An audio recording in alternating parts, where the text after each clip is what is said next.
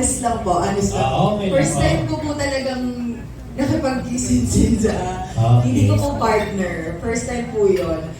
But nung naka-work ko po si Sir Derek, wala po ako masabi. Sobrang respeto po talaga niya. Ginagay niya po ako. Hindi lang po si Sir Derek, pati si Derek King. Ano doon talaga sila to guide me kung paano ko gagawin, kung paano ko kakayanin. And sana po maganda po yung kinalabasan. Sinasabi po nila lagi na ang ganda daw po nang nagawa ko sa movie. Pero ako po kasi hindi po talaga ako ganun ka-kumpiyansa pa sa sarili ko. But nilalook forward ko po na maging maganda and sobrang thankful po. Napakaswerte ko po na first project ko and si Sir Derek Ramsey yung naka-partner ko and sobrang happy po ako.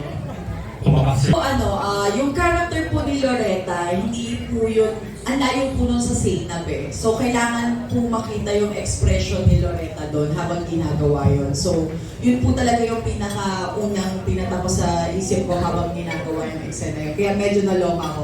Tapos nung nakita ko siya sa screen, nung napanood ko na, very slight, doon ako naloma. Ako to? Ako talaga to? Parang Ann Curtis, mga ganun level yung mga napapanood ko with Sir Derek Ramsey. Tapos isa ako sa mga nabigyan ko ng pagkakataon magawa yung ganun. Hindi ko alam kung good ba yun or bad or nakakatawa. Pero nailaban naman po, kaya po abangan nyo. Grabe yung ginawa ko dito. Kaya sana panoorin nyo.